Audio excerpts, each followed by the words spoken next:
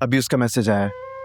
मुझे कह रही है I am back to work, I hope that's completely fine with you. मेरी इतनी कॉल्स करने के बावजूद मुझे एक मैसेज का रिप्लाई दिया। आई कांट बिलीव इट यार। देखो इससे साफ लग रहा है कि वो अपने काम से कितना कमिटेड है। तुम तो खुश हो, कम से कम उसकी चिट्ठी तो आई। ये चिट्ठी नहीं है ब्रो, ये शो ऑफ है। मुझे बताया जा रहा है दैट आई एम नोबडी। तो तुम भी तो किसी प्रिंस से कम रिएक्ट नहीं कर रहे हो ना। उसको ये इस तरह अचानक शादी के शौक से निकलने तो दो, उसके बाद इस तरह रिएक्ट करना और फिर कुछ एक्सपेक्ट करना उससे। यार आदिल बंदा कम से कम बताकर तो चला जाता है ना। मैं कितना परेशान हो गया था, क्या क्या सोच नहीं आ रही थी दिमाग में। अच्छा भाई, अगर ये बात है और तुम एनी के लिए इतने परेशान हो तो फिर चलो चलते हैं। कुछ नहीं होगा तो कम से कम उसको हाय हेलो ही कर लेंगे। हाँ, और सबके सामने जाकर मैं ये कहूँ कि बेगम साहिबा अगर आप काम पे जा रही थी तो मुझे बता तो देती हैं। यूं सबके सामने इडियट तो नहीं लगता ना मैं कम से कम। नहीं, बस जाके उससे 3-4 पराठे मांग लेना, बाकी काम खुद हो जाएगा। ऐसे you know you are right, मुझे अनी से बात करनी चाहिए। एक काम करते हैं, चलते हैं। तुम जल्दी से रेडी हो जाओ, मैं तुम्हारा गाड़ी में वेट कर रहा हूँ। आ जाओ।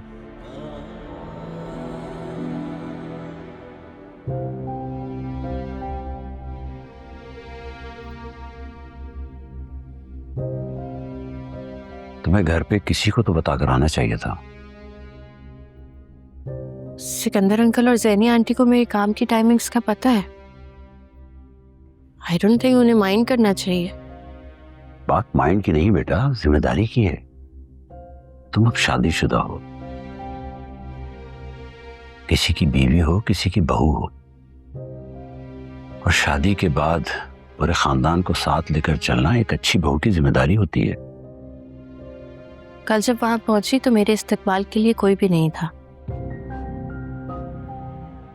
अगर बहू मानते तो बहू वाली इज्जत भी देते। मैं गलत कह रही हूँ क्या? मैं समझता हूं थोड़ा वक्त लगेगा, तुम्हें भी और उन्हें भी, लेकिन फिर सब ठीक हो जाएगा। लेकिन तुम्हें ज़ावियार की इज्जत रखनी चाहिए, जैसे कल उसने तुम्हारी सबके सामने इज्जत रखी। क्या तुमने ज़ावियार को बताया था कि शादी के बाद तुम ये सब काम जारी रखोगी? मैं उससे क्यों पूछूं?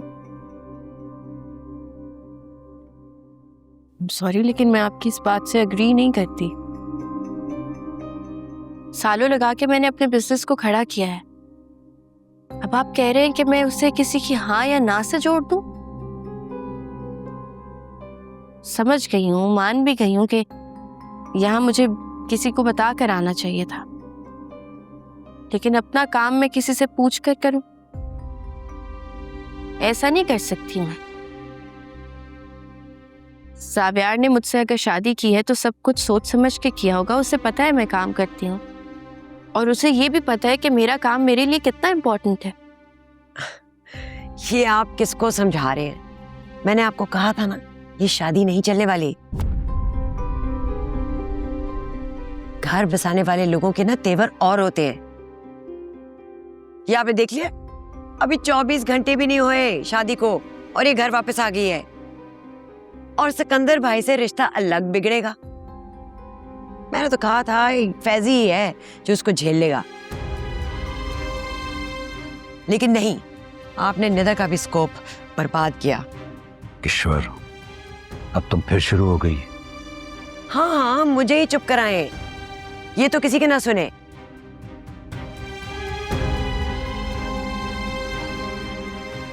ये सही है।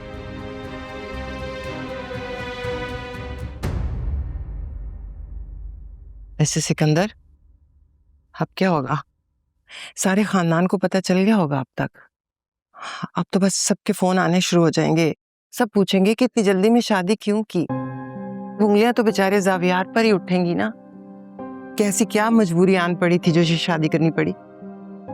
सही कह रही हैं भाभी आप। घर नहीं सर्कस बंद कर रह गए ये।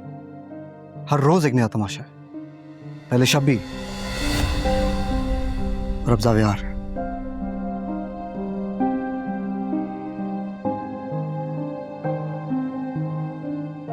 हाँ, पता चला कहाँ है नहीं? हाँ जी, वो काम पर गई है। व्हाट? यानी सुबह सुबह उठ के वो बावर्ची खाने पहुंच गई है मैडम? Wait, excuse me?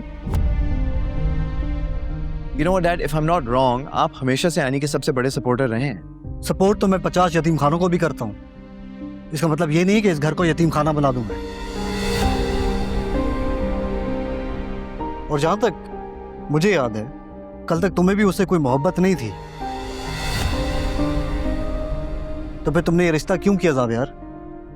मुझे नीचा दिखाने के लिए? नहीं, जब आपने मुझसे ये बात पूछी थी तो उस वक्त नहीं थी। लेकिन एक बात मैं जरूर वाज़ेह कर दूं डैड कि ये शादी किसी को नीचा दिखाने के लिए नहीं बल्कि किसी की इज्जत बचाने के लिए की गई है। वाह, तो तुमने हमदर्दी में शादी कर ली। बेटा ये घर है, एनजीओ नहीं।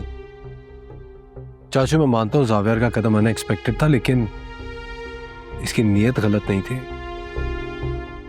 आदिल, नीयत से ज्यादा नताइज देखे जाते हैं।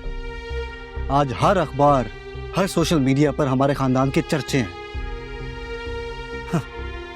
ढाबा गर्ल, ये लक़ब जुड़ गया हमारे खानदान के साथ। और सबसे बढ़कर इस लड़की की हठ धर्मी, बगैर किसी को बताए काम पर चली गई।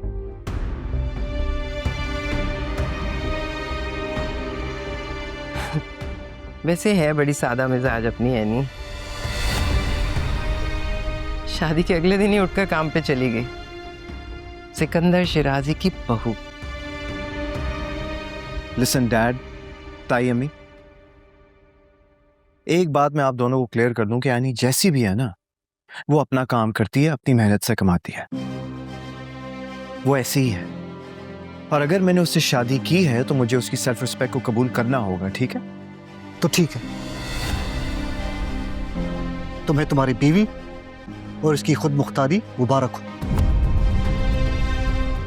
लेकिन याद रखना, मैं हरगिज इस खानदान की इज्जत के ऊपर समझौता नहीं करूंगा। जिस दिन तुम्हारी बीवी की आजाद मिजाजी हमारे असूलों से टकराई, वो दिन इस रिश्ते का आखिरी दिन होगा।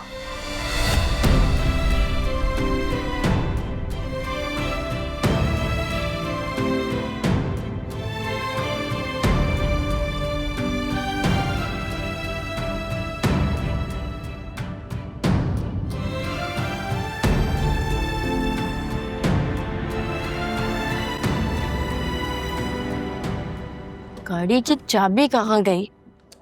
यही कहीं रखी थी। एक दिन में सब कुछ ही उलट पुलट हो गया है ना। यहाँ भी नहीं है। तुमने जावियार से बात की? हाँ, कर दिया था मैसेज। मैसेज? हाँ, मैसेज कर दिया। तो वैसे तुम रिपोर्टर हो ना, आदिल को तो सब कुछ बता देती हो, कहाँ हूँ, किसके साथ हूँ। मिल गई। तुम एनी हो ना, या कोई असर वसर हो गया? कल तुम्हारी शादी और आज तुम ऐसी बातें कर रही हो। ये शादी वादी ना, ये एक एहसान है जिसकी कीमत मुझे चुकानी होगी, लेकिन तुम नहीं समझोगी। अच्छा, तो तुम समझ नहीं आ रही है ना, जावियार ने तुमसे शादी की है। क्या कोई किसी से शादी एहसान की वजह से करता है? शादी पूरी जिंदगी का फैसला होता है। लेकिन तुम्हें तो पता ही नहीं कि जावियार ने फैज जैसे कल्प्रिट से बचाने के लिए क्या कुछ नहीं किया। आदिल को पेरिस का बोल के लाहौर भिजवा दिया। तुम्हें क्या लगता है, क्या उस दिन ऐसे ही तुम्हारी शादी के दिन उस फैज की बीवी मंजर आम पे आ गई? नहीं। तुम फैज के बारे में सब कुछ जानती थी? हाँ। तो तुमने मुझे क्यों नहीं बताया? क्या तुम उस वक्त किसी को अहमियत दे रही थी? जावियार के समझाने पे तुम नहीं समझी तो मैं किस गिनती में आती हूँ?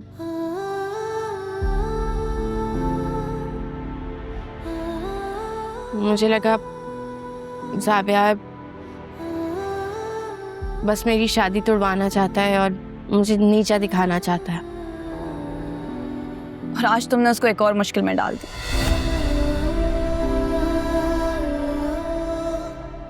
वाकई